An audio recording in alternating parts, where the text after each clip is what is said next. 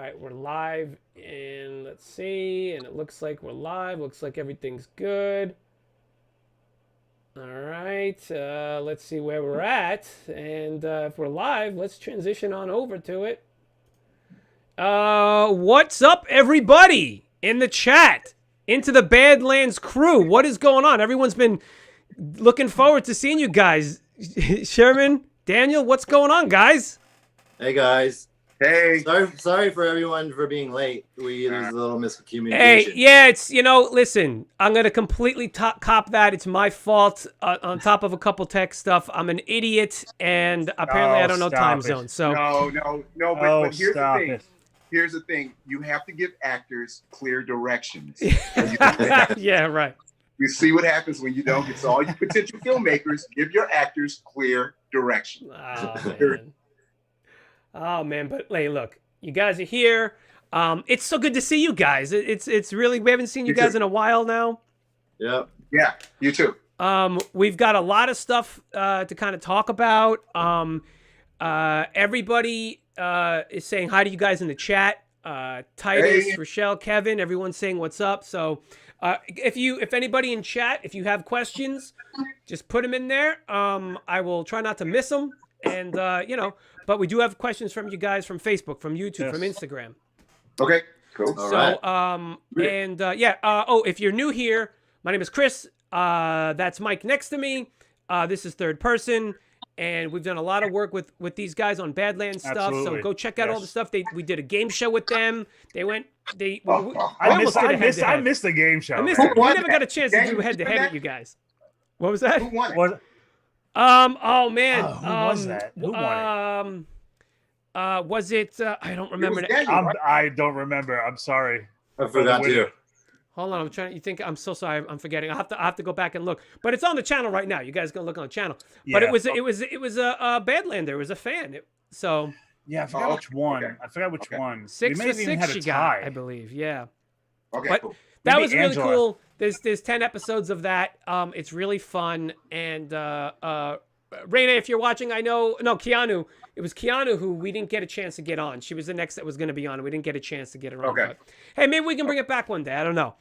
We didn't get to do the head-to-head. Giovanni said that we should go head-to-head with everyone. Remember? Oh, man. Yeah. Man. So Angela missed one. She's in the chat. She says she missed one. Heather got them all right. That's it. Heather won. Heather got them all. That's right. Well, I stumped. Oh, man. Well, I think we went with 3. I think Sherman had 3, right? Yeah. Sherman, you were a guinea pig, though. You were the first one that went.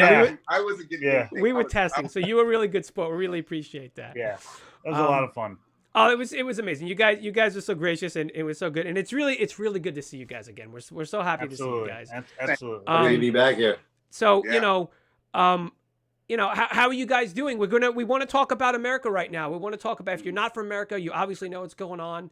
And we just wanted to see. Let's just start there. Let's just get this out in the open, and let's just talk about it a little bit. We don't have to go crazy. But how are you guys been doing this past week and the past couple weeks with everything? It's been exhausting and challenging. I think when you have to stop and look at yourself and look at the world that you're in and re-examine everything, it can be exhausting and tiring. But I think the good thing about this time is I think that there's hope that there will be some change. Yeah. And I think there's there's a recognition now that this is not just one group's problem. This is everyone's problem. This is not just an American problem. It's a human problem, right? We need to be nicer to each other as human beings. Exactly. It's overexhausting. This is what I lived through. I was a kid during the Watts riot, and then 92, the Rodney King thing, and then things just keep progressing and going over and over. And if you don't look at history, basically you're going to just repeat it. You know what I mean? And so we're here now, and I'm glad that this younger generation has the galls and the stones to stand up. And that goes for every ethnicity. They are standing up, and they're not going to take it no more, because going into the 6th grade, I remember standing on my grass at the house, and our neighborhood, we kept our lawns manicured and everything, and I'm throwing the ball back and forth, football back and forth for Randolph Simpson. And it was about 7:38 p.m. And these cops just rolled up, jumped out the car, ran up on my grass, and he just put the gun straight to my head. And he wanted to shoot so bad. He was just like, wow. And I was just like, okay. And Mrs. Simpson came out. She was like, officer, these are kids. They didn't do anything. And I'm standing there with the football, and it reminded me how I looked at that cop like, okay, if you're going to do it, but bump it. And I remember throwing the football back to Randolph, and I looked at him just like Ben Kingsley looked at the demon rabbit in Sexy Beast when he was kicking the coffin open, and he was like, he just looked at him and took a drag of a cigarette like, you ain't gonna do crap. That's how I looked at that cop. And so from that moment on, I just had this, I was never scared, and I didn't have disdain because I have family members who are cops, LAPD officers, and one just retired. So, but I knew where I had to stand as a kid, and what areas I knew I was going to get messed with. If I drove my nice car in Beverly Hills, sure enough, somebody was going to pull me over. Mm-hmm. Whose car is this? Well, who's driving this, sucker? Mm-hmm. Yeah. So I'm over it. I'm fed up. It's time for some action. I just have to say that. Yeah, I agree. Yeah. And it's interesting because I think this forced everyone to kind of re-examine themselves and their situation. Like through this whole process, I discovered, like for Asian Americans, we fell into the model minority, right? And what I discovered is, my mom, my parents, they leaned into that thing because it was like, as immigrants, you want to succeed in this country, so you fall into that thing. But what we didn't realize is that's a construct to keep us, in control. Oh, you're the good minorities. Yep. Be good and don't cause any trouble, and you'll be okay. So we have to realize that is also a trap as well, and to realize that we need to break out of that, and also that I'm Asian American, but I'm also a person of color. During the COVID crisis, we saw a lot of anti-Asian crime. So racism is racism. It doesn't matter whether it's towards Black people, to Asian people, to Latinx people, or to even white people. Racism is racism, and we gotta work together to fight that. And I think that's become really clear this time. Because I think in the past, honestly, it felt like, if police brutality thing happened to a Black thing, that's a Black community problem. But I think this time we feel like this is not that anymore. This is a human problem, and we need to nip this in the bud. Exactly. Yeah, I've had coaches both in college and briefly in the NFL. I remember one coach straight up told me, "You're a credit to your race." I'm like, what? What does that mean? What does that mean, bro? You're a credit to your race. Okay. All right, cool. All right. Whatever. But I took it as an underlining undertone of, all Black people aren't this or that, Right. And so I was just, I thought about it for a long time and had a serious conversation with my pops at the time. And he was just like, you just got to ignore it and keep pushing because, certain people want to put you in a box, and that's where you lie because they have this perception of you. So, right. Crazy. Yeah, no, it's very crazy. But one good thing that I think we've seen with the protests is, like you guys mentioned, is it's multicultural. It's not just Black people that are protesting, or it's multicultural. I think that's I just think that's fantastic because Exactly. it does seem like it's bringing everybody from all different races and cultures together. Well, that's, Exactly. Yeah, this time it feels different. It feels completely it does. different. Yeah, right. I've been trying to do, I've been doing my research. I've been looking at myself, and I never considered myself a racist. I always thought the best of people and everything, but I still had to look at my own stuff. And I've been looking at everything, and I see, 2020 is canceled, this and that. But then I see this other stuff, and it's like 2020 is not canceled. This is what needed to happen. And I've been saying for years, and I was talking to my wife again about this morning. I've been saying to my friends, to my families, like, this world needs a do-over. And this COVID shit and finally these protests aren't just protests. They're not just isolated. It's not just that. And it's become more than that. It's a thing now. It is a thing. It's and it's shameful that it's now a thing when it should have always been a thing. But 2020 isn't canceled. This is the year that the world had. This has been coming to me. I've been feeling this energy for years now. This has been coming for so long, and this is what the world needed, atrocities happen, and that sucks that that's how it had to happen. But this is the change that has to happen, and it's so bittersweet because it's heartbreaking because of why it happened. But at the same time, you know, looking at what's happening, I see these other countries that are protesting for our country. Yeah. When the hell have you seen that before? Yeah. You know, putting George Floyd's picture up with someone from their country who's, right. you know, was killed in a similar manner. Like, that blows my mind. Like, that, damn, like other people aren't just now, they're not just laughing at us. They're actually with us now, you know? Yeah. So 2020 is not canceled. 2020 is, this is what needs to happen between the pandemic of COVID and then the pandemic of racism that's been happening. Well, and also look at the change that's been happening now. Like Michael Jordan, the Jordan Company just released a statement yesterday saying they're going to donate $100 million, right? Yeah. Whereas Jordan was always criticized as being, you know, not helping the Black community. So he's changed. And then look at the NFL. This will relate to you, Sherman. The NFL issued that apology. Amazing. That was amazing. Like I stopped watching the NFL after the Colin Kaepernick situation. I stopped watching. I was like, how could they turn the narrative of what he's protesting into the desecration of the American flag? That's not what it was about. But they twisted that narrative so that they would get, look better in that situation and make him the enemy. And now that they are recognizing what they did and how fucked up that was, like, this is at least they're acknowledging that they made a mistake and then they're going to move forward. And I think that's huge. It's huge. Right. Yeah, because I did an interview right when we got back from Dublin, and I was asked about that certain situation. And I just said, if I was still playing, basically, everybody wants to work, everybody wants to take care of the family, everybody has these needs. But I think they should have just went on strike, period. Because when you start messing with the flow of someone else's money, then basically you're going to be heard. Oh, yeah. So, you know what I mean? So, my publicist called me and said, yeah, you were skating on that ice right there. But that's how I felt, and what triggered that, we were talking about just as far as, and I think I had this conversation with Daniel. One day we were working and I'm noticing that I'm not the only Black man on set. It was multiracial, racial on that set. And I got my famous Gary's lunch and I just started thinking about it. We'll talk about Gary's lunch in a minute. And I went behind the trailer and I started bawling.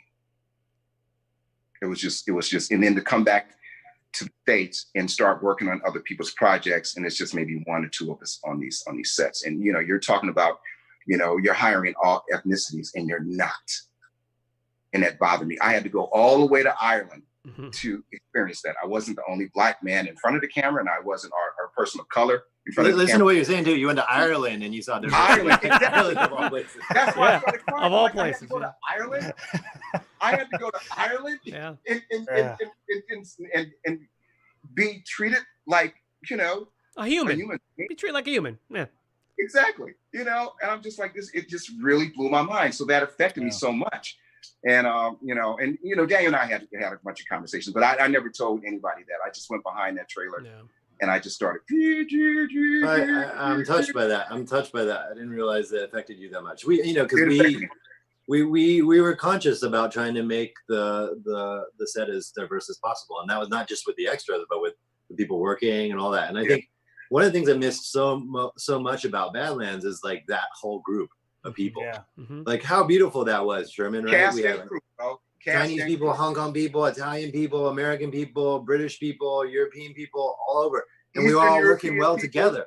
Right? Yeah. You've seen it before where it doesn't work out, right? We were all working well together, and it was like this great synergy, and it was multicultural, multinational, and everyone loved each other. It was great. It was such a cool feeling to have. And like that was the worst kind of feeling to have when we found out we were canceled. It was like, oh, we're never going to be back in that environment.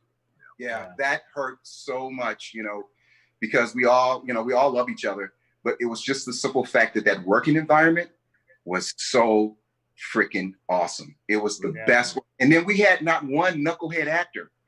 What you know what I mean? It was never like we were going to hang out or go to dinner or something Sherman's coming. I hate that. Oh guy. yeah, I go. Yeah. Mhm. I mean, you guys So always it'd be mention like, that. You Sherman's guys always coming, mention. an hour late. No, Yeah. Yeah. The Floyd Yeah. Mayweather and McGregor fight. Oh, dude. Dude, I Speaking of got racism. lost, dude. I got lost. So that scared me that night because okay, there's know. a Mayweather McGregor fight, right? And Yeah. everyone came to my house to watch it, but in Ireland it was like on at 4 in the morning or 5 in the 4 in the morning. morning. Right? So everyone comes over, and then Sherman's not showing up, and then it's like in the first round's already started, and I'm thinking the worst because he's like a black man walking to my place at 4 in the morning in Ireland, who's fighting an Irish dude, right? Oh. Like I imagine, and also knowing his personality that he's not gonna take shit. Imagine someone talking shit to you and like a fight would happen. Oh no. We're like, where is Sherman? Where is Sherman? Where is he? And you didn't show up till like the second round or something like that. I walked right by the neighborhood, came back because my bearings were off, and I knew you were worried. So sorry about that, man. I'm sorry because everybody knows that if I can walk there, I was going to walk there because that was part of me just doing cardio and getting steps and all whatever. Right. Sorry about that, bro. I'm sorry. And also, I want to say that like while we were in Ireland, I never experienced any kind of racism. But in that situation, when a fight is going on, it's an Irish man and a black man fighting. Yeah, a little rowdy, right? Yeah. But But but that's the point. See, that's and it was just the thought you had, right? Yeah. Because you know what the world is like. we have to live with it. Yeah. You know what I mean? Here. And we're talking about the show, and everyone in the chat. First of all, everyone in the chat. I know you guys can't see the chat. I could put it up, but I'll just say, first of all, everyone is agreeing with you guys, and they're loving what they're hearing, and they're just pouring over Badlands, and they're saying everything, that you're saying. The fact that the reason why Badlands was not just a really dope show is because of what was behind it and who made it, and not only the fact that it was multicultural on screen let the people of the world watching the show who are multicultural feel accepted and included and like, oh, that's someone like me. Oh, that's someone like my friend. Or that, and like, that's the problem. And that's why it hurts so bad that Badlands was canceled is that. Well, Al had mentioned it in a interview. He said specifically that on purpose, they wanted to make sure that everybody was included. Right. So you can't have society 500 years later and just say this group of people will live, this group of people won't live. That whole. So well, the reality is like in 500 years from now, the world's not going to be all white, right? It's we're all going to look alike basically, anyway. right? We're all going to look alike. Right. Yeah, we're all going to look alike. Yeah. Basically, yeah. So I mean, when you're making sci-fi in a post-apocalyptic world, you got to think about what the world might look like and be true to that, right? And it was difficult. I have to say, it was very difficult. Trying to cast people of color in Ireland was not. You don't go through the normal casting routes because most of those casting agencies, it's mostly white people, right? And so we had to go out in the streets. We sent our crew members out in the streets to going looking for people of color because I think Ireland has only been the past 10 or 15 years that it's become a little more diverse, right? And so we really had to go out and look for those people to play the extras and other roles, and then reach out to other people. In Europe and America, of persons of color to play the speaking roles. It was all conscious. It was an all conscious decision. You can't not make it a conscious decision. Right. Right. And we always got good guest stars. No matter if they were from the States or from Europe, they were always good actors. It was beautiful. So you want to, since we're on Badlands, I guess we can head in that direction. But I guess to wrap up. Do you guys have? Is there anything else that you guys want to say? Any words for us? Say people that don't know what to do, don't know how to support. Do you have any questions for the community on, or any ways that they could support that you know of? Any links, any places to donate? Yeah, things like that. I think the obvious ones are like Black Lives Matter Foundation or NAACP, the Legal Defense Fund. Those kind of things are pretty obvious ones. And $10, $20, that's doing something. Goes a long way. Goes a long way. Right. And then reaching out to the community if you can do any community programs involved with that. Now I'm exploring that now to help my Oakland community here and push some initiatives along to help in the local community. I think that's what we can't. It's obvious government fails us, right? The government fails us in a big Yeah. way. So we have to start on a community level, I think. And I think we have to reach out to where we can actually make a difference, you know, Right. your neighbors, your local community, all that kind of stuff. And then you build from there, you build out instead of trying to go from the top down. I don't think it's working that way. You know, it's very obvious not working out. And it's not, you're not ignorant to say to your Black friends, hey, what can I read to learn more? Or what you just like what Danny said, how can I invest my time into educating someone or educating myself even more about, you know, being a person of color, no matter, you know, what ethnicity it is. And for me, you know, no matter how old or, you know, how younger I get, so no matter how younger I get, I'm always trying to, you know, learn more and more about myself and about other cultures. And right before we left to go to Ireland for fight camp, I was doing an audiobook by Dick Gregory called Defining Moments in Black History by Dick Gregory. I couldn't finish the book because it would have just been too much. And I had to drop out of the project because, you know, going to Dublin and doing a fight camp, I was not going to be able to stay up all night and you know, read this book. And then you get notes back to change stuff. But I learned a lot of stuff. I learned, well, you know, about a lot of things. And being a man of color, there was things that I didn't know that came to light. So it was so funny because I had to go down to Comic-Con for a film that I did a couple of years ago.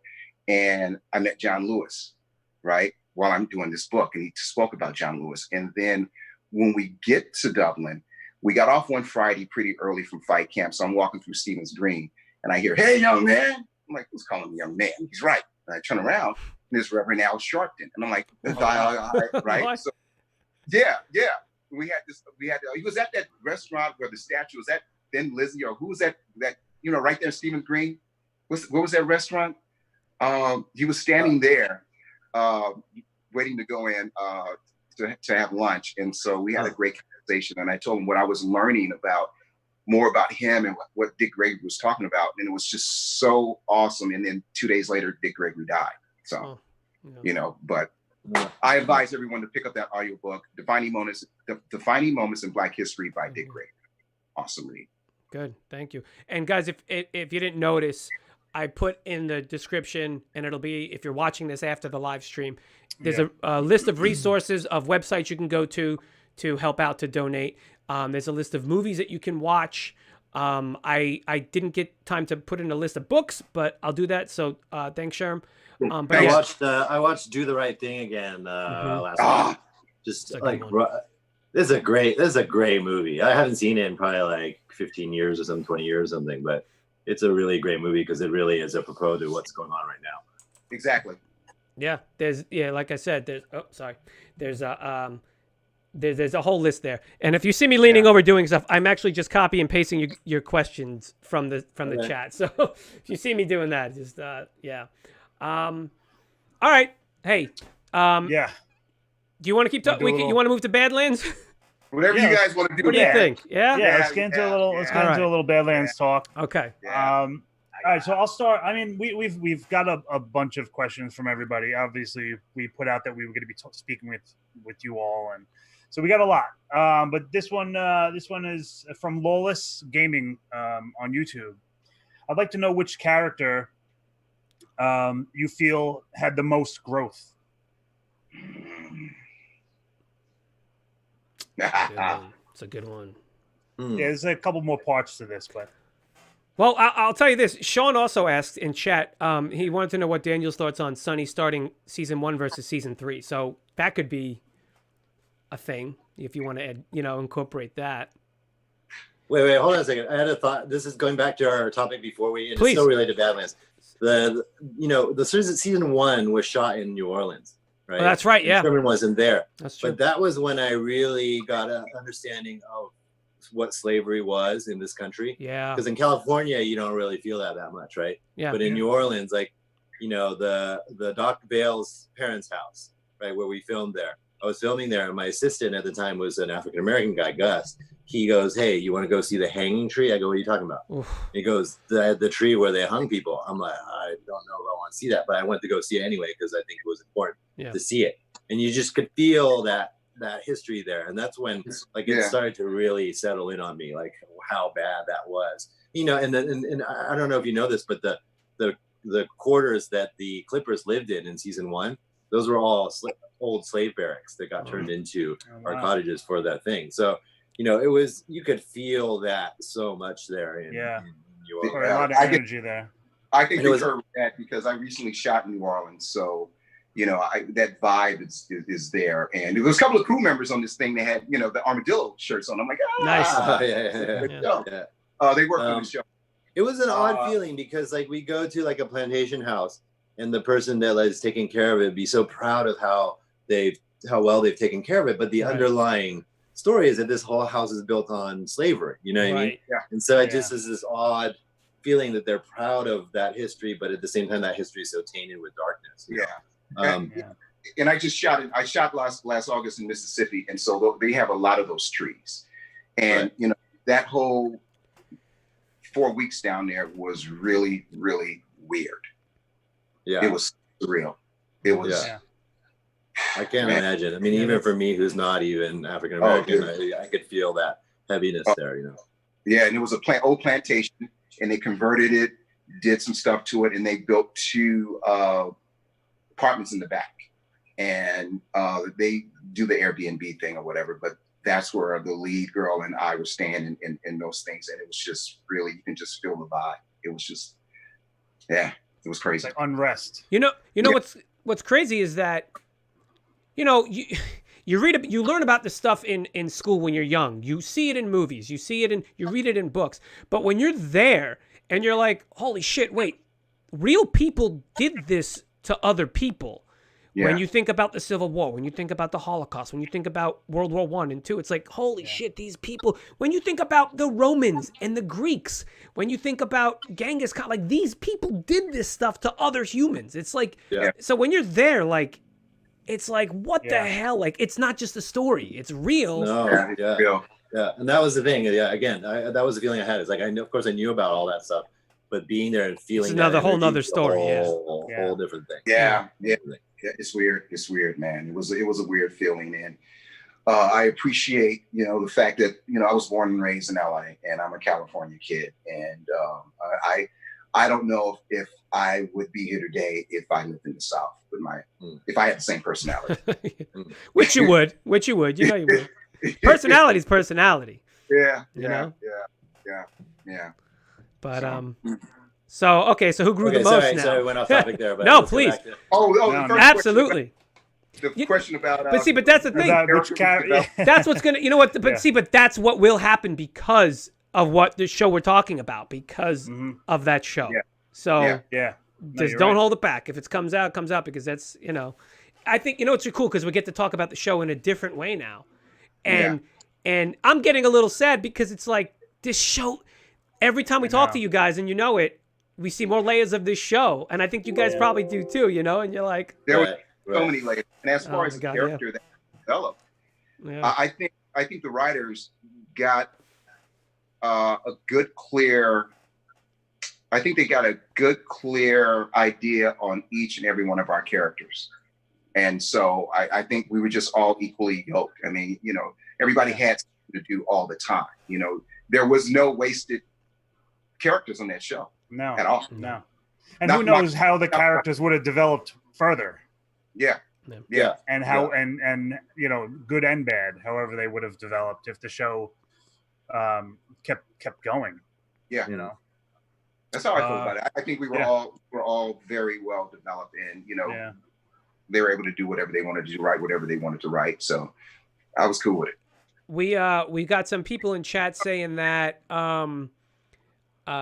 Tilda, possibly one of the most maybe Beiji, or is it Baji? Oh, man, See, I always, Daniel, dude, I'm telling you, you said it different ways on the show, and that's what confuses me. There were times you called him Baji, and sometimes you called him Beiji. I did? Yeah. We might have to fact. That's why we might have to fact check it. But that's why I say that, though. Yeah. Because I've never heard, Beiji, I've never even heard that. I don't think I said that. I'm telling Daniel, you, Daniel, it's I'm your telling you. fault, Daniel. Okay. All right. Listen, we got to pause. I got to go watch all 3 seasons real quick, all right? Okay, yeah, well, okay. It's on Netflix now, so. I know. Yeah. Exactly. You have more from the chat because I'm not seeing the chat. You wanna? Well, we kind of got a quick glimpse from you guys earlier. There's another question from Lawless Game. He says, "Which weapon was your favorite to use?" And if there was one prop you could keep, what would it have been? So for me, I think it was these swords from season 1. beautiful. Oh yeah. Beautiful. Oh. Yeah. This is I think what started it all for Sunny being iconic and stuff, I think. And so these were my favorite weapons that Sunny had. And these, we designed these so that they're like katanas, but they're also like Chinese straight swords as well. Yeah. So Beautiful. these were my favorite weapons. Although I did love Sherman's. And Sherman, you could go next. Oh yeah. There it is. Look at that, the moon sword. Beautiful. I should have got the hand. I should have got the hand. Yeah, I know. Well, there's the possibility you can buy it, right? Oh yeah, so yeah, you guys mentioned that our stuff, like every single prop from the show is up for auction. You guys can probably put the link down somewhere, but it's all up for auction, including the motorcycle is up for auction, including a bunch of stuff that you probably never saw in the show that was just like little in the background, and stuff. Right? Yeah. I believe it's the end of the month, right? It's a whole week. Yeah, I think it's a week long. I'm not sure how it works or how it runs or anything. I think it said 6 days or 7. I don't know. Yeah, I went on the site. I'll look. Yeah, I'll link it in the bio. It's not linked now, but we'll link it later. But hey, Sherman, you think you're special? Look at this. Oh man! Oh no! Come on, man! Hey, I personally designed this one, so I wanted one. Yeah, you gotta get one. You gotta get one. Yeah. I remember the day the sword came out, and I was like, "Holy!" Right? Daniel, like I remember when we were shooting that day when you had to use it. Like this wasn't completed yet. This part. Yeah. I was like, why is? Because it was like perfectly white. I was like, why is that? Looks so brand new. I'm like, we got to age this thing, and then there was no leather, and so the pop guy went off for an hour and came back and made it beautiful. It was amazing. Yeah. Those guys are awesome. This is okay. Here's a prop that I took home from, and the surprise, guys. See if you can place where it's from. Oh my god! Oh, dude. Oh shit! That was in the Blind Cannibal. Blind Cannibal Swordsman scene with the woman that had all the babies. That's that were right. They kept dying. Yep. So they were all over set, and it was just like super morbid. And I was like, "You gotta get one." What are you guys doing with all this stuff? They're like, "We'll probably just toss it out." I'm like, "Let me have one." So I got one. Yeah. That was a creepy set, man. With fluid and all. That's like good for Halloween or something to put it. So actually, the reason why I have this is because when I was in high school, and my high school was like 100 years old when I was there, and in the bio lab there was a human fetus in a jar. Oh wow! That's how old the school is, that it was like okay to have that. Yeah, right. And so this reminded me of that, so I took it. I'm a little weird. No, that's great. Why not? That's awesome. That's so sick. Yeah. Oh my god! That was a good set, though. That was a really cool, morbid, like you said, morbid set. It was just like the stuff that was all around. It was just, it was real crazy, man. Oh my god, the fight in that, especially was the museum. sick. Yeah, the museums. I'm sure there's. Oh, we lost Daniel. We lost Daniel. There we go. Sorry. He came back. That's okay. Oh no, you came back different. Oh man, let me see if I can switch these around. I'm okay. You're okay. I just need to switch your cameras. Hold on, your camera came back. Now he's. Give me a sorry. second. My iPad is connected to my phone, and someone's trying to call me. I keep trying to turn them off. Sorry. Not a problem. Just give me 1 second because your camera's switched right now, so everyone's looking. I got your names underneath you. You know how we do it. Right. And I just got to move you guys over now. Hold on. I gotta move you guys back over. We'll put Daniel back where Daniel belongs, and then we're gonna put Sherman back where Sherman belongs. There we go. All right, we're good. That was so weird. I was like, oh no, he switched. Sorry. Nope, no It's problem. all Hey, right. it's hey, I guess my design was pretty decent that I could do it on the fly. All right, so another question from Rachel from Instagram. Yeah. And this is a question for both of you guys, which is one we haven't gotten out of all the times we've spoken to you yet. When you guys are busy filming, and it doesn't have to be just on Badlands, but when you guys are busy filming, what is your go-to food for your meals and also snacks? I have a bad gummy bear addiction. Oh, dude, I got a whole bag some of Black Haribos Forest ones that I just... Haribos are the Haribo's only, are the best. Yeah. But BJ's has got the big... not the same. Yeah. I think I think as a kid, I think the Black Forest was like my thing until I like finally tried the Haribos, and I'm like, You know what it is? Yeah, I think Haribo's it's available. Haribo, Trolley, Black Trolley's Forest, maybe. good too. Haribo's Haribo's got that little bit of hardness to them where it's like, they're just beefy. They're beefy little bears. Yeah, exactly. And I can the problem with me is I'll have a bag of them. I'll be watching a movie and I'll look down and I realize they're all gone. They're gone, It's that's terrible. Terrible. I know. But yeah, I always have some gummy bears around somewhere in my pockets or something. In your pockets, yeah.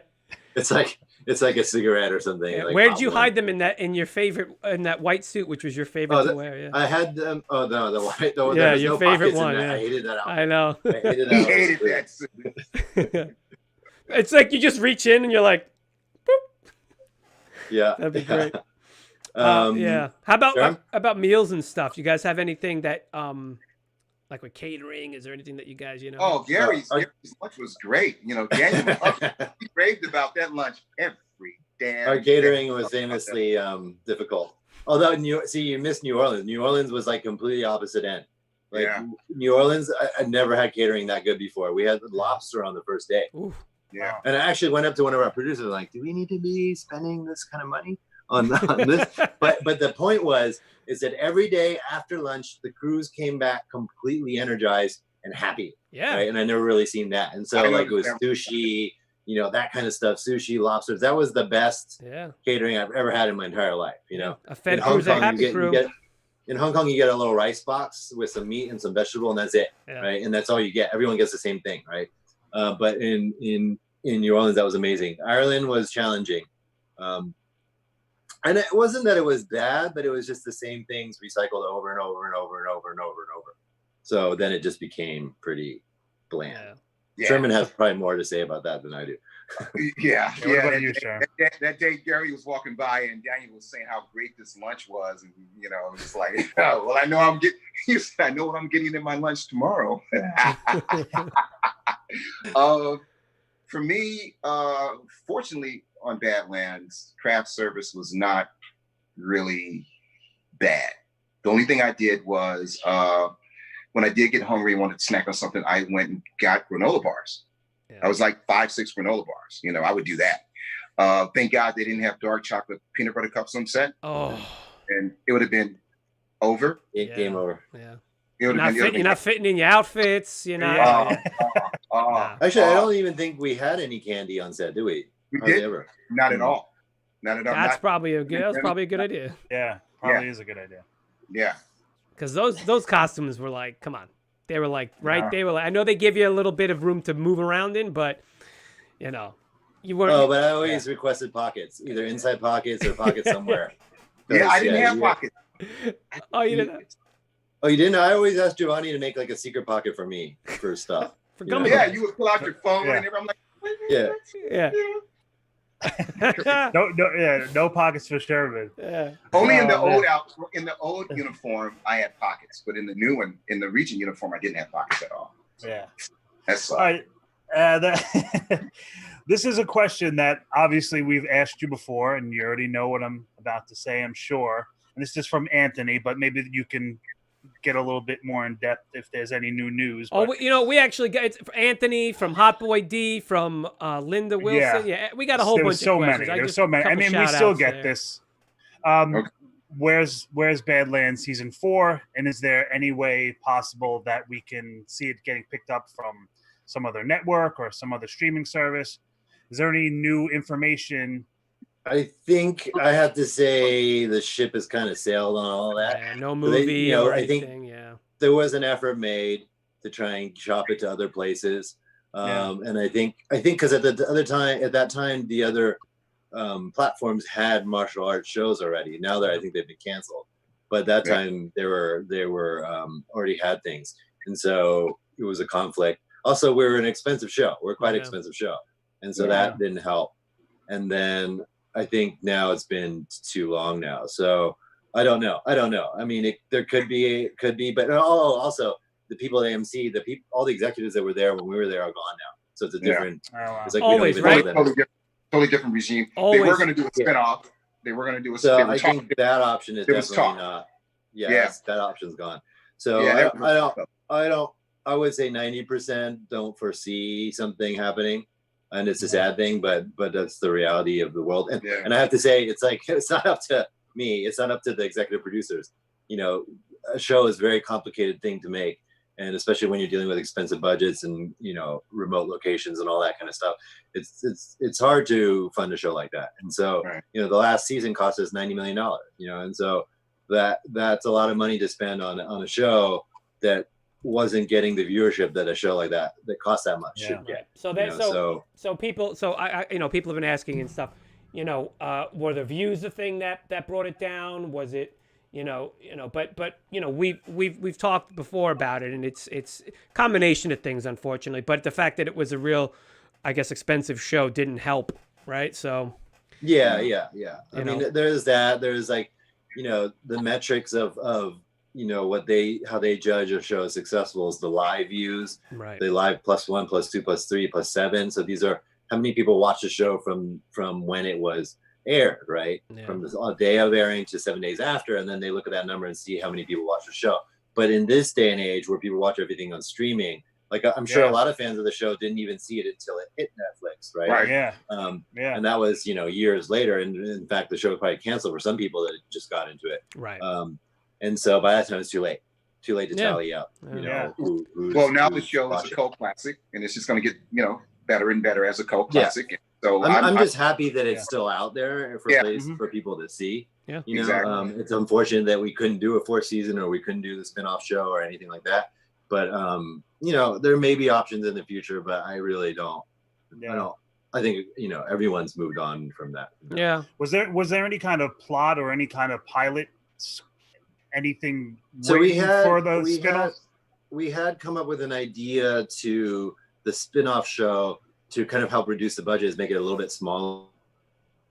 Uh-oh. Someone's calling. I'm sorry, guys. That's okay. I'm sorry, guys. All right, that's all right. That's why we're using Zoom and not Skype this time. Hold on. I'm telling this guy to stop calling. Yeah. I'm busy. I'm talking to a whole bunch of people at once.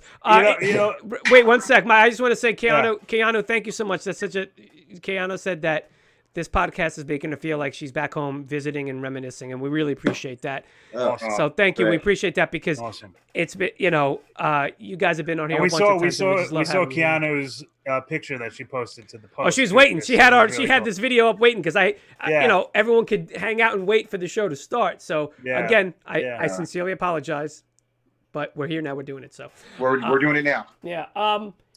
So let me see if I have any other Badlands things. I was thinking just from talking about people first finding it, the show on Netflix. That could be a big reason, Chris, why we still get questions about if there's going to be a season 4. Because these people weren't watching originally when the show they're finding it aired, now, so which is great. Yeah. It's fantastic. Yeah, there isn't going to be a season 4. Sorry about that. But what I was saying was what the spinoff was going to be. So the spinoff yes. There's a movie called Dragon Inn that Jet Li was in like many years ago. Yeah. And so the idea, that's a very famous story. It's about an inn where it's harboring a bunch of like political rebels or whatever, all martial artists. But when they're at the inn, they cannot fight, right? There's a rule there that you're protected in that inn. And it's a really great story. And so we were thinking about doing a spin-off show where it's like, you know, a few years down the line where there's this safe zone that either Sonny or Sonny's son, Henry, is running. Henry? And there's, what's that?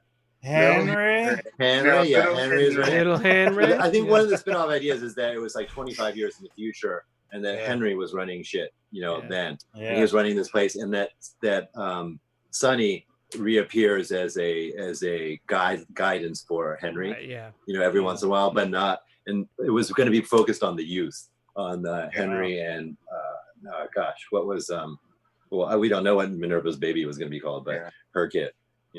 Wow, yeah, so that would have been interesting. Yeah. Bye. I'm just going to say real quick, bye, Kevin. Thank you. Kevin's got to go back to work.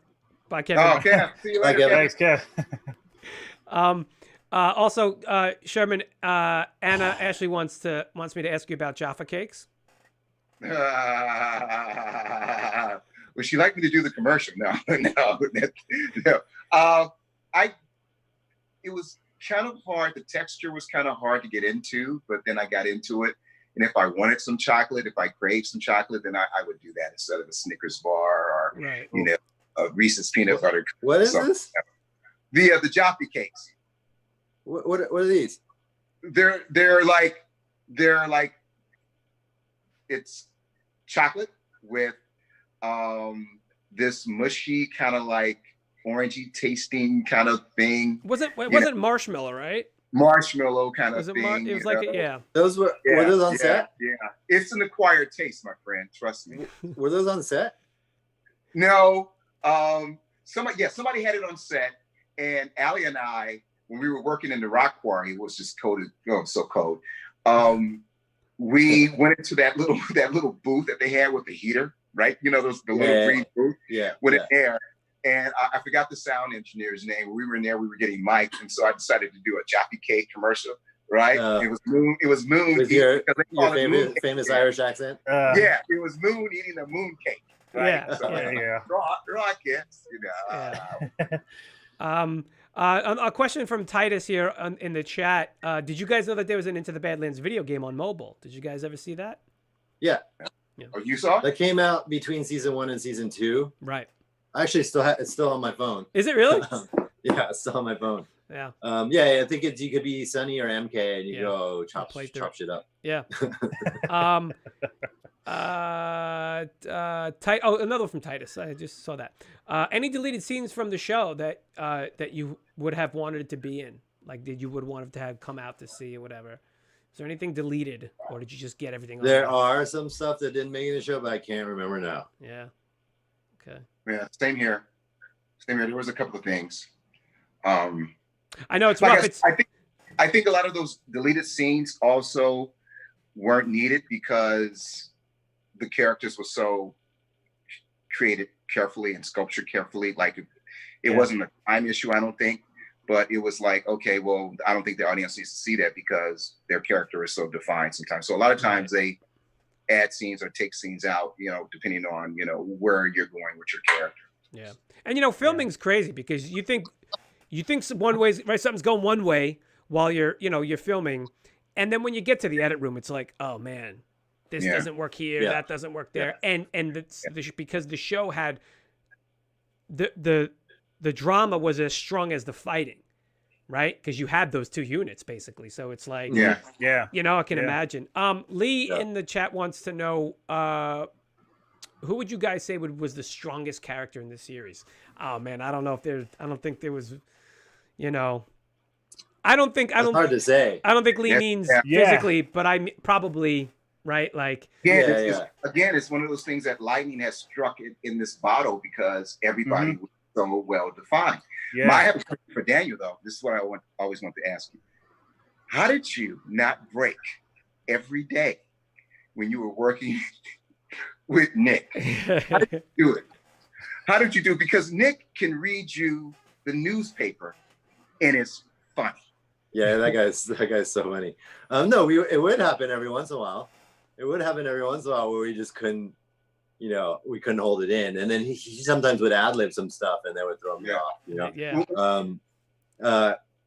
Yeah. I mean, you just gotta concentrate really hard. But it was that's also, I miss that too. I miss that chemistry that we had. Yeah. In my 20 years of, filming stuff, I never had that kind of chemistry, that kind of straight guy, funny guy situation going on.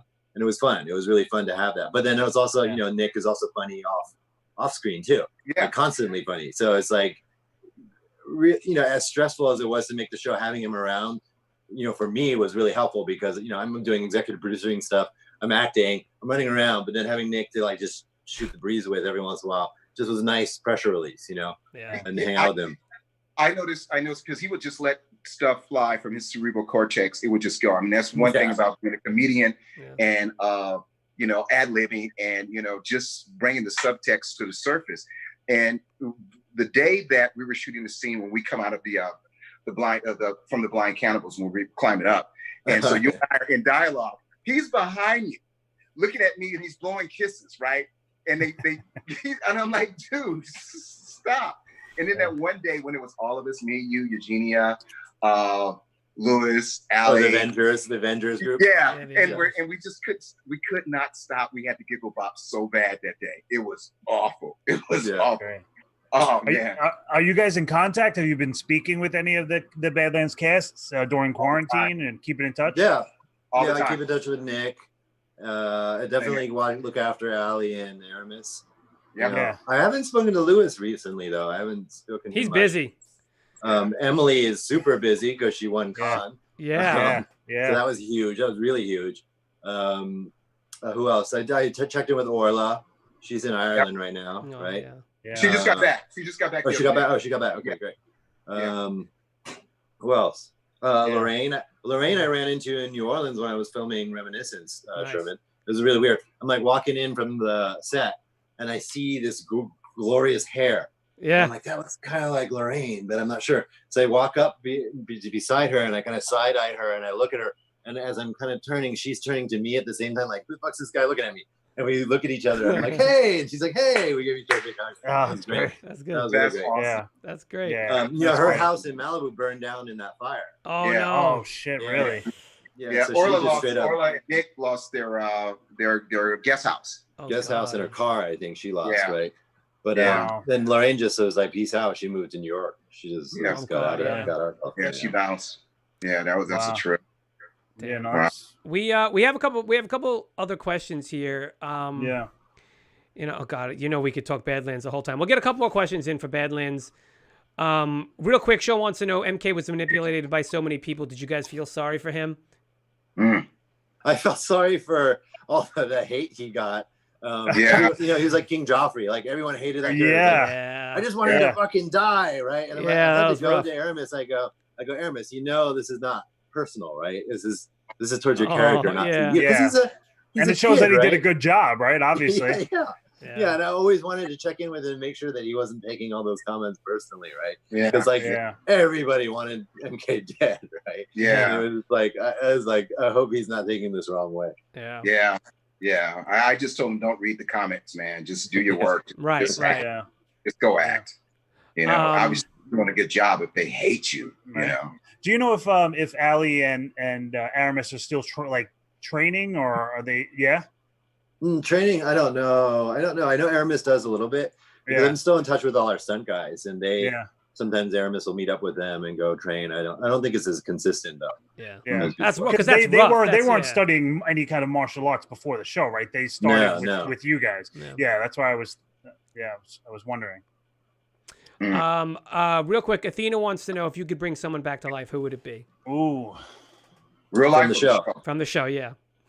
Or real life, or anyone you want. It might be a better question. Yeah, right. We'll stick with the show. This could be another long conversation. Well, personally, like Dean's character, what was his name? Castor. Castor, like when I saw Dean on screen for the first time on the monitor, and it was that fight scene at the tower, right? Mm-hmm. I was like, shit, this kid has something, man. Like, and I already knew that character was going to die in like the 6th episode. I was like, can we change this? So can we keep him?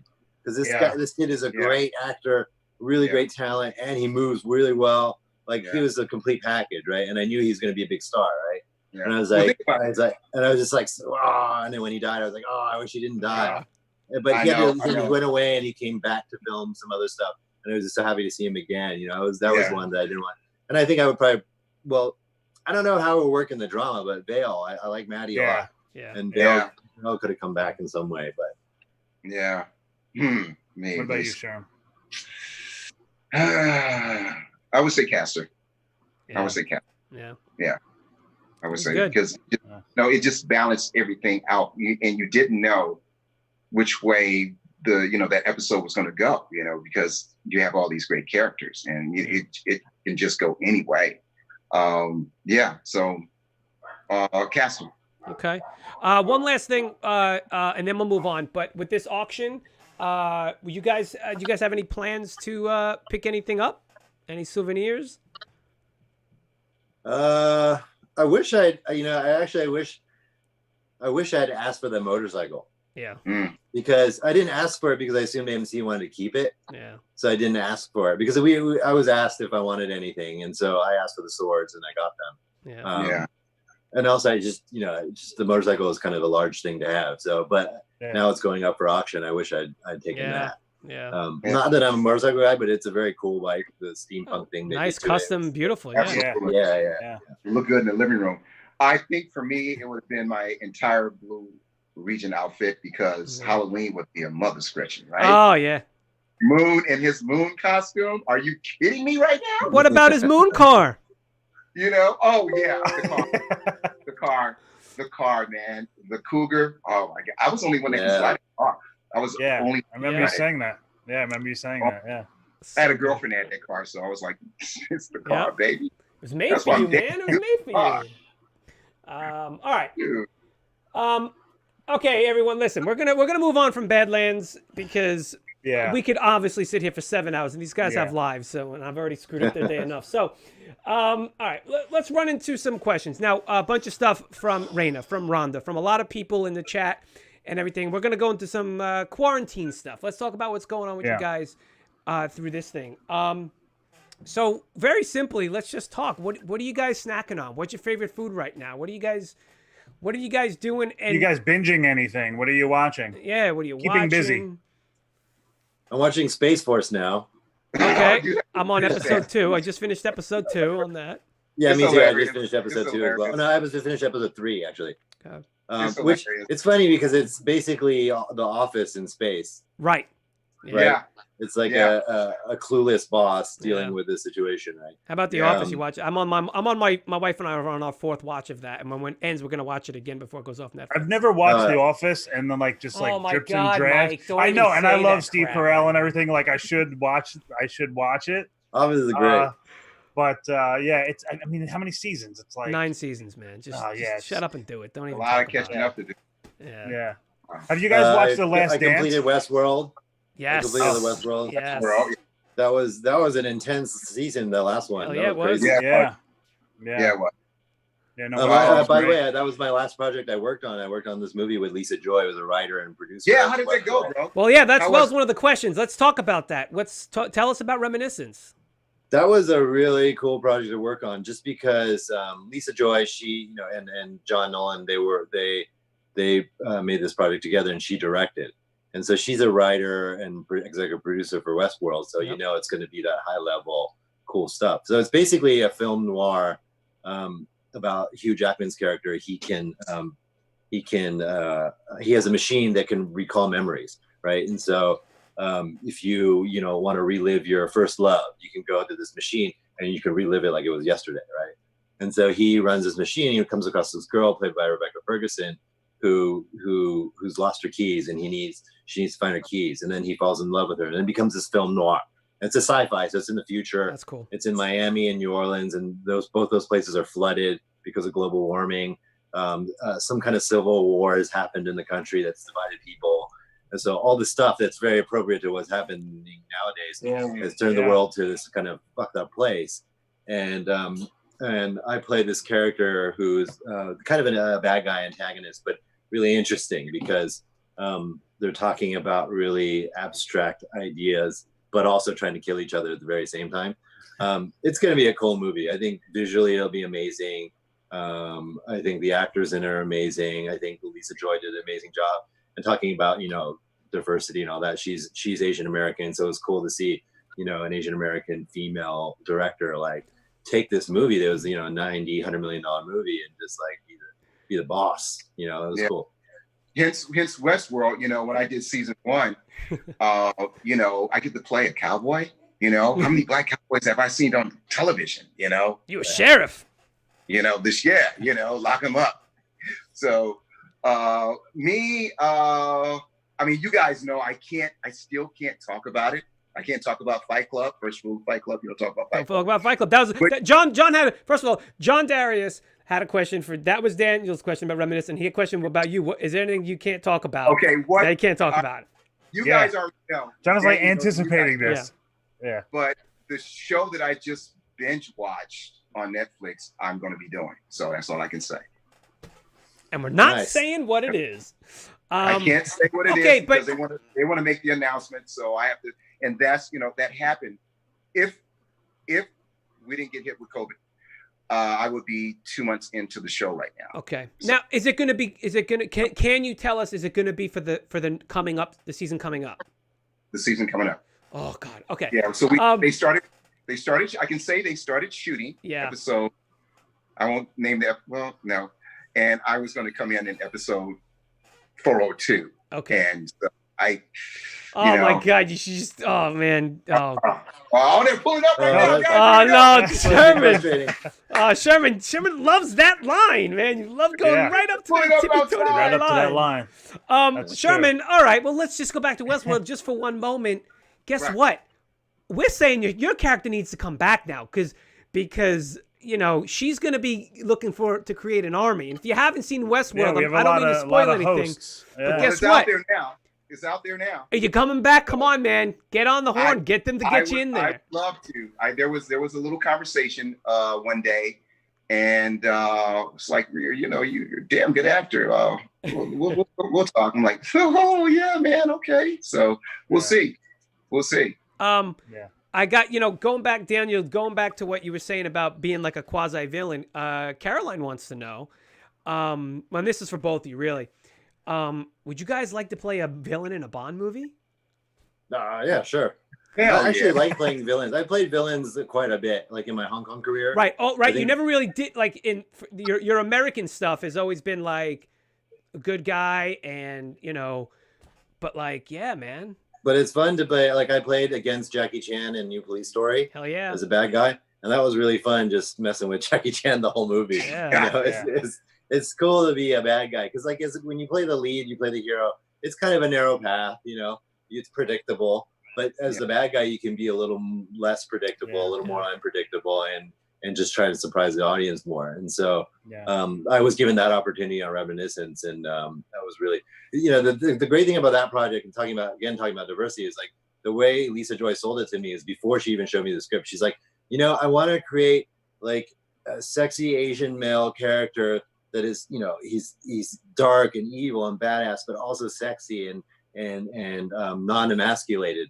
And that I've never seen that on the screen here in this country. I want you to play that character. I'm like, okay, I'm in. I didn't even have to look at the script. Yeah. I'm like, okay, I'm in. Like when I understand your agenda, like I'm totally there to help do it for you. Yeah. Awesome, man. So that was great. Like Lisa Joy making those kind of conscious decisions, and you can see it in the show too. In Westworld, that they're also very diverse. Exactly. They're also trying to do diverse things. You see, you know, races of all types in that show. Yeah. And he'll be back. Give him a second. He'll be back. He's back. At least your cameras didn't swap again. I'm fine with that as long as the cameras don't swap. But yeah, I mean, I think those are the things that we need to do when we're talking about change. Is like everyone has to make conscious decisions to make those changes happen. Yeah, hell yeah. And Daniel and I talked about this a lot. You know, and I talked about it with Nick a lot. You know, I feel that me personally, I have an obligation to myself and to my friends and to you guys, you know, to always pick roles that are, you know, not demeaning in a way, are, you know, nothing against what other actors are doing. That's fine. And I'm glad that we're going through this right now because it seems like a lot of times I was the only one that was, you know, talking about these things. Or I would tell my agents and my managers, no, that character is not, you know, that's not going to enhance my profile. You know, what you're doing is, you know, that leads to the box. And I've never, ever, ever, ever, ever done anything that I was not proud of. And I always like to do characters that I can be proud of. You know, it's very important. It is so important. And, you know, that can leave you broke. Yeah. You know, that can make you Very broke. true. Your integrity can leave you broke, right? Yeah. But what you have to do, you have to trust and you have to believe in yourself and, you know, higher power, if you believe in higher power, that you will come across the right project, the right character for you that's going to lead you on the path that you want to go. So, you know, I always tell young actors that, you know, if you don't want to play that person, don't do it. And if agents and managers get mad, then that's not the agent or manager for you, period. Yeah. They have to see your vision. You know, it's a partnership, you know, we're business partners. And so it's important that they see the vision. And, you know, if you consider yourself an artist, stick to your guns. Yeah. And, you know, good advice. Good advice. You know what I mean? So that drives me all the time. All the time. Yeah. I'm really glad to see all of our actors from Badlands are making wise and great choices, and they're getting their due. So that's I can't even imagine an out of work actor, but you know, how do you stay true to yourself instead of just it's rough. Exactly, I can't because imagine you know, that, I've heard stories, oh, he's uppity or he's hard to work with. Well, you can call any producer, director, studio and ask them, you know, straightforward, how is he to work with? He's a dream to work with. You know, if you just can't control the simple fact that you have this actor, and there's plenty of actors that will take your place and go do that. Right. We'll go put on the dress and this, that, and the third. And I'm not knocking that. Go do what you want to do. Right. You know, whatever's going to, you know, fulfill your soul. But for me and for a lot of actors, that just doesn't, you know, click. You know, Daniel and I were talking about that one day when we were we were talking about Black Panther. Oh no. Right. Yeah. Oh yes, that's me this time, guys. Sherman's getting a call. My veterans love. Oh no. So I can just plug it up. It's all good. But that's I mean, that's important to me. It's choices. It's choices all the time for me. If it's not going to enhance my profile and, you know, I'm not going to gain something from it and I'm not going to learn something from it, if it's a stereotype, then, you know, you'll have better luck finding Tupac and Biggie. I'm sorry. Love them, but that's how I feel about it. Man, yeah, that's, you know, I think it's a really amazing thing that you've been able to maintain that, you know? Yeah. So it's hard, you know, but you got to stick to your guns. Yeah. You know? Here's a fun question. John Darius wants to know. Oh, wait, hold on real quick. Just Go. For about what we're watching this Sunday. Yeah. For all the martial arts fans out there. That's right. I was ESPN, gonna. Be Water, the Bruce Lee documentary, 30 for 30, is going to be on. And then I just wrote a piece for The Undefeated, which is a sports, culture, and race blog under ESPN about my relationship with Bruce Lee and even trying to tie it into all the stuff that's been going on recently. And that letter just got released like 2 hours ago. I mean, piece got released 2 hours on The Undefeated. Yeah. But can you send me the link for that so I can put it in and stuff? And sure. I'm sure you'll share it as well anyway. Just look at his Instagram and stuff, right? Sure. What you call it? But the documentary, I saw it. It's amazing. Even for someone who's been a massive Bruce Lee fan, there was some new stuff in it. It's narrated by Shannon Lee, Bruce Lee's daughter, and also the family. I think provided some footage, family-owned footage that you'd never really seen before.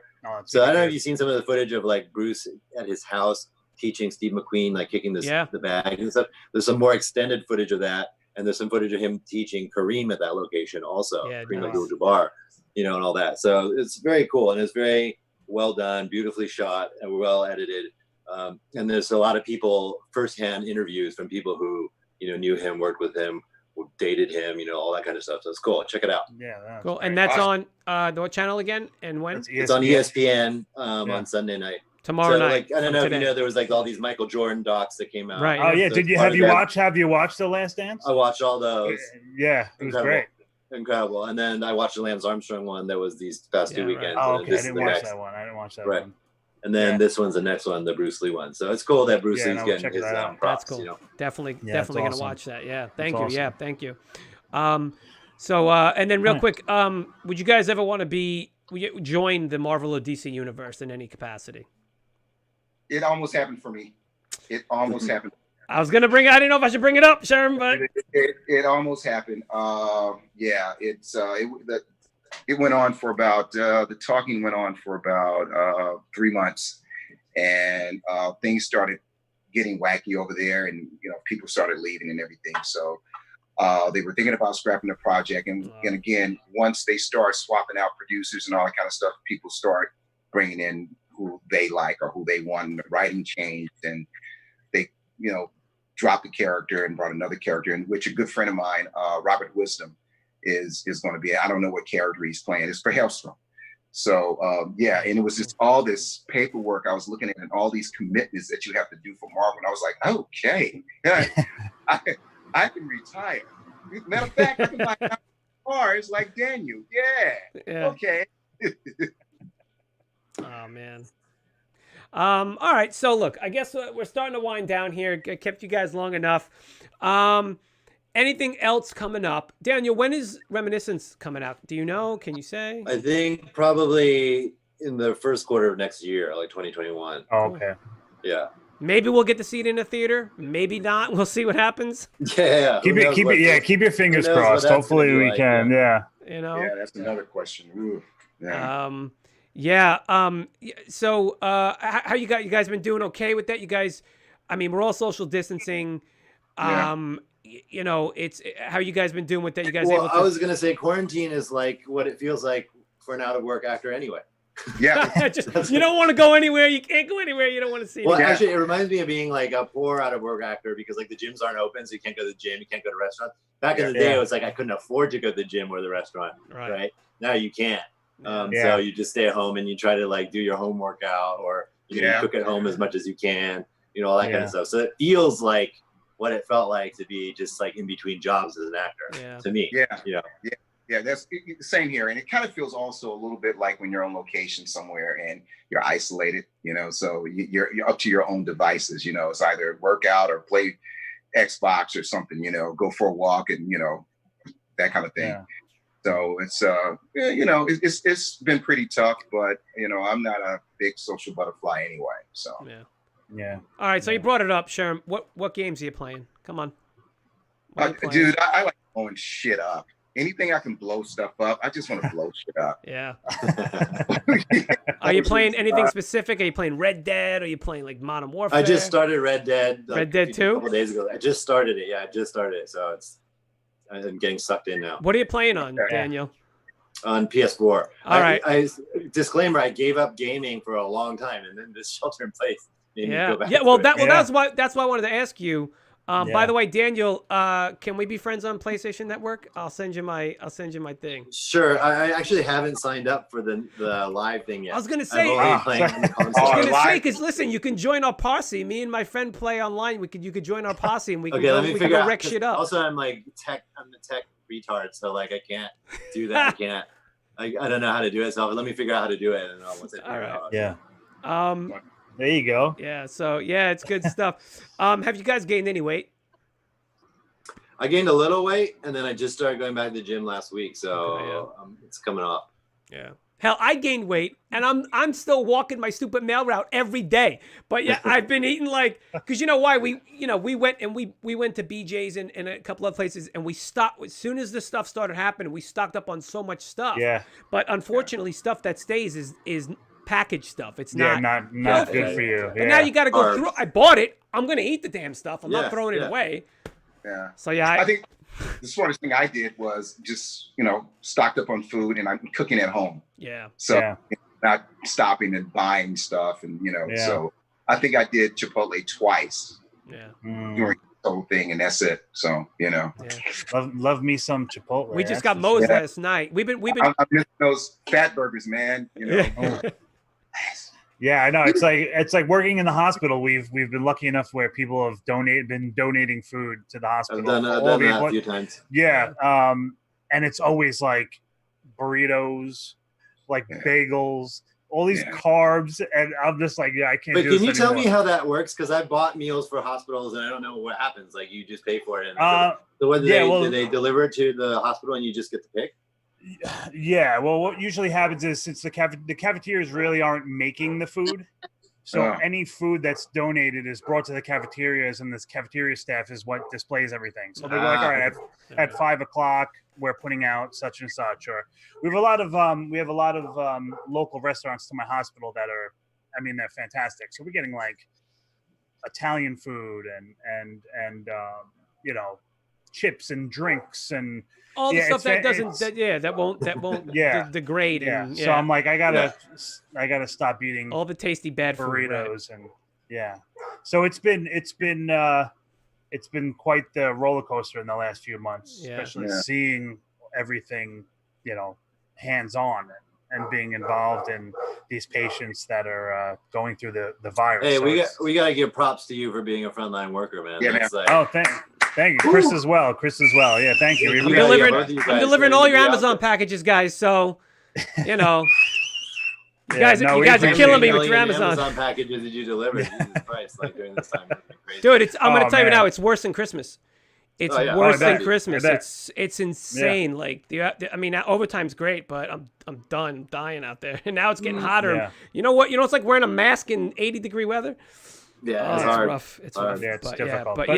but Mike, you said Well, Mike always tells me every time we were getting on doing Westworld stuff, he's just like Mike likes to highlight the positive of the virus and that he's seeing a lot of people, right? You've seen a lot of people. It's difficult, and I'm not going to get into what the media shows us and what they don't show, but there's a lot more. I mean, listen, it's a very deadly virus. It's no joke on that, but it's to see how many patients that we've discharged that have gotten through it and beat the virus is phenomenal, you know. And it was always one of those things that a lot of that was really put out is that it's the older people that are susceptible and it's not just them. I've seen 95 98-year-old patients beat this, and I've seen some younger patients pass from it. So it's just very strange how it's just how it worked. And I have coworkers that are husband and wife, and they both got it. One got it very severely, and one it was like nothing. It was like the cold. So it's just very strange. And I just think that the longer we go through it and we have the proper people getting into the virus and learning more about it, we'll kind of get a better idea of how it works.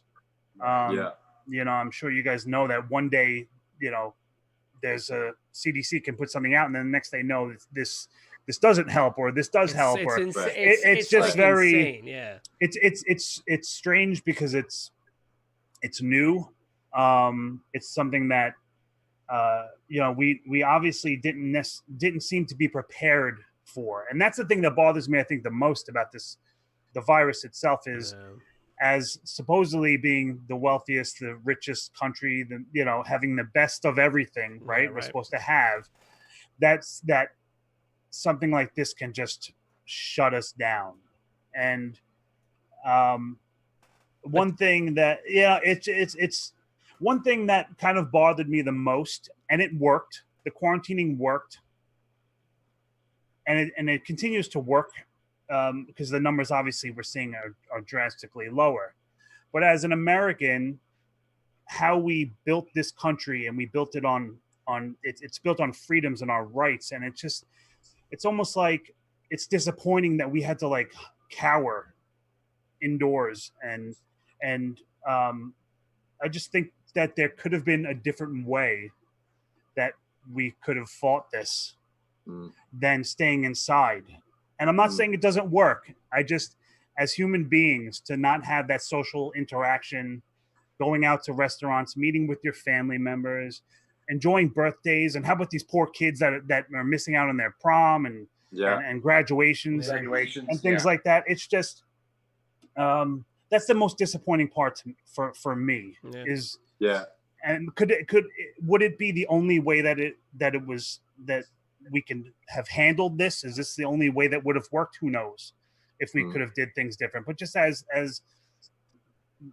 United States citizens and Americans, and just hiding inside is it's tough. And that's I mean, that definitely is going to leave some lasting impressions on people, scarring, you know, from all that, whether it's, you know, deeply rooted or just on the surface. But I think definitely people are affected by sheltering in place, you know, in some way, shape, or form.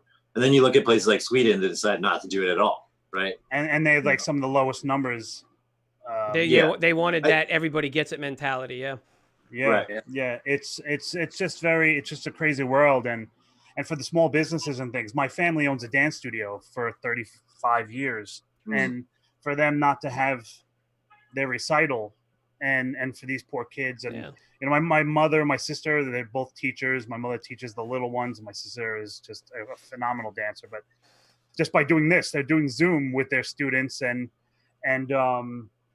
it's just something that's been on my mind since the beginning of this. Is I hope you know, these small businesses that are suffering, and hopefully we just, you know, we get things back on track, and Well, you know what? we got opening, and we got to come out of this much better. We got to come out of this. Yeah. Oh, yeah. That's the positive, I think. Like Chris said earlier, in you know, how maybe this is something that we needed. Maybe that this is not. I mean, it's horrific what's happened to George Floyd and with COVID, obviously. But maybe it's something that we can really see the difference that we can make. And look at all those videos and stuff, especially in the beginning where they would show. I think they even showed it. I think it was even L.A. Like they showed the difference since everybody's been inside, and like the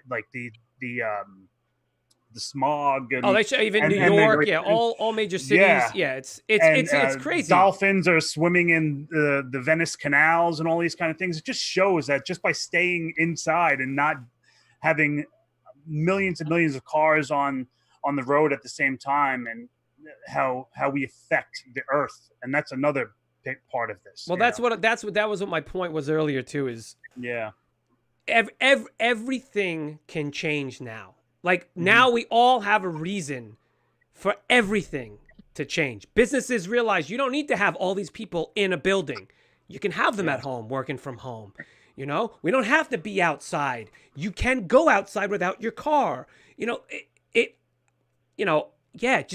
every you can be a better person to other people now. It's okay now. Don't be afraid now. Yeah. You know, it's like, so. Yeah, it's like we were able to, you know, have a pause or a reset button, right? Kind of just like reflect on things and then move forward. Yeah. It's rare that you get that chance because society's always pushing and moving and stuff, and like to be able to like slow down and look at things and re-examine things and then keep going. I think it's important. And look at everyone else in our lives. We do that with our lives, right? I do that with my career. Yeah. If I feel my career is going crazy, I take a break for a little while, then come back and reset and go back to it. You know, it's like, and if you can do that with life, it's a good thing, I think. Yeah, absolutely. I mean, there's obviously tons of negatives that happen, but at the same time, you know, we have to look at the positives and be hopeful about everything. You know. Yeah, it's the only way to learn, right? It's the only way we can friggin' learn. And Angela just wrote in the chat. She says, you know, Into the Badlands showed us how things can change in so many ways, which is again why it was such an important show. And I think that's probably a good place to end right there. Just the fact that we can all learn from Into the Badlands, and there may not be another season, but we'll always have those three. You can always watch them more, and you know, you can always watch them and learn something new. And you know, So I mean, I think maybe that's the best place to end this thing. What do you guys think? Yeah, I think so too. Good. I mean, I certainly became a different person after I did that show, and I was doing that show. I became a different person, a different human being, period. You know, just experienced what I experienced. And so it helped me immensely. So, you know, and thanks, Daniel. Thanks, brother. Of course, sure. Thanks, brother. Of course. And then he left. Good to hear.